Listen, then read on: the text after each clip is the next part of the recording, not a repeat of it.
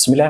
السلام عليكم isku soo laabasho wanaagsan artayda qaaliga waxaan rajaynayaa fiicantiin soo dhawaada maxaa iga hor istaagay safarkii muuqaal sameynta waxaan xasuustaa maalintii ugu horeysay aan go'aansaday inaan noqdo muuqaal sameeye qalbigaygu uu kacsanaa fikir badan ayaa igu soo daatay oo waqtigii dunida aan tusin lahaa fariintayda aragtiyaygana aan dadka la wadaagi lahaa laakiin maalmo kadib markii aan safarka bilaabay shaki ayaa igu bilaabmay waxaa iga hor yimid orod aan muuqanin kuwaasoo igu lahaa yaad u sameynaysaa ma adiga wax bixin karan ma u qalantaa inaad samaysid waxaan halkan ay sheekadu ka bilaabmay qodobada ugu muhiimsan iga hor istaagay midka koowaad qof walba wax bilaabaya in caqabadan uu la kulmi doono ugu horeysa self doubt nafteydana aan ka shakiyo waxaan bilaabay inaan isbarbardhigo dad kale hore u guuleystay nafteydana aan ka shakiyo waxaan iska dhaadhicay inaan gaarin heerkaas aanan u qalmin waxa aniga aan sameynayo cabsida ayaa ahayd caqabadii igu horeysay midda labaad helidda internet joogta ah iyo qalab dhammaystiran qodobka xiga cadaadiska bulshada ma habboonta inaad muuqato dadku maxay kaa aamini doonaan sideese lagu arki doonaa su'aalahaas ayaa waxay noqdeen silsilo maskaxdeydii xiray qodobka xiga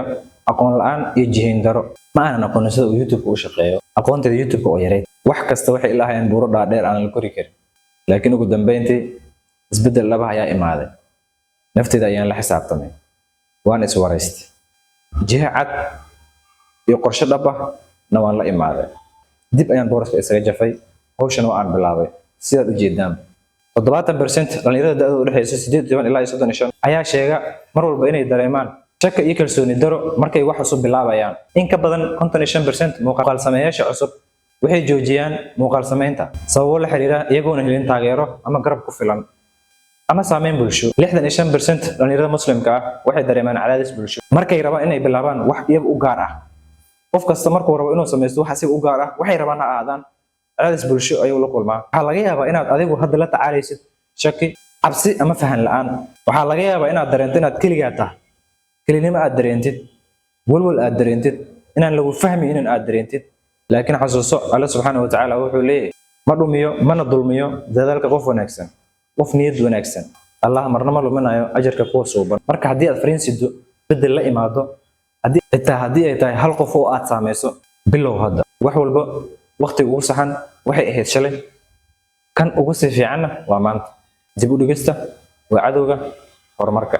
taariikhda mawduuca iyo asalka isbeddelka muuqaal sameynta waxay bilaabatay xilligii hore ee internetka cusbaa iyagoo dadka badankood isticmaali jireen blogs laakiin sanado gudahood baraha sida youtube-ka iyo facebook-ka iyo tiktok-ka oo marar soo kordhay iyo instagram reels-ka ayaa bedelay ciyaarta haddaba maanta waxaa lagu tartamaya cod iyo aragti cid kasta waxa ay haystaa fursad laakiin sidoo kale waxay wajahaysaa caqabado cusub gaar ahaan dhalinyarada muslimka kuwaasoo raba inay sameeyaan content suuban ama muuqaalo saameyn leh oo dhab ah waxtar leh isla markaasna xeer diin leh SG community hadafkeenu waa in dhalinyarada muslimka ay helaan codkooda aysan qarsoomin farintooda ujeedkooda iyo hadafkoodan ay gaaraan islaamku waxa uu dhiirigelinayaa afkaarta wanaagsan hal abuurka iyo gudbinta khayrka sida uu noo sheegay rasuulka sallallahu alayhi wasallam qofkii uu khayr gudbiya waxa uu leeyahay ajar la mid ah qof sameeyay dhalinyarada muslimka waa inaysan u arkin contentiga ama muuqaal sameynta wax micno dar ah oo aan qiimo lahayn ee waa dariiq aad ku faafin karto diintaada akhlaaqdaada iyo wanaagga aad haysato akhlaaqda muslimka iyo faa'iidooyinka mawduuca muuqaal sameeyaha waa inuu leeyahay ikhlaas daacadnimo sabar iyo dulqaad akhlaaq wanaagsan iyo ilaalinta hadalka niyad wanaagsan iyo hal adayg faa'iidooyinka aad ka heli karto noqoshada muuqaal sameeye kalsooni nafeed iyo kobac ruuxi ah saameyn togan oo bulshada dhexdeeda ah hadba waxa aad faafiso waxaan rabaa su'aasha inaad naftaada weydiiso haddii aan maanta bilaabo sanad gudihii ama 2 sano gudahood halkee ayaan gaari karaa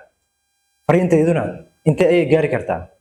saameyn nooce ayaan yeelan karaa ha noqonin qof sugaya xaalad quman qofna safarkiisa ma bilaabo asigoo dhammaan wax kasta haysta ka bilow meesha aad joogtid isticmaal waxaad haysatid sameyn waxaad sameyn karto bilow maanta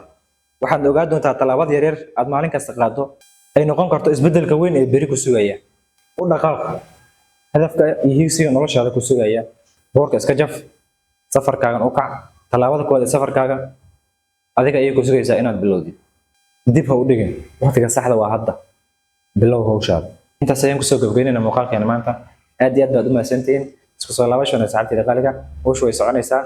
sidaan ayay noogu socon doontaa insha allah isku soo laabasho wanaagsan kusoo biiri janalka soo dhawaada maca salaama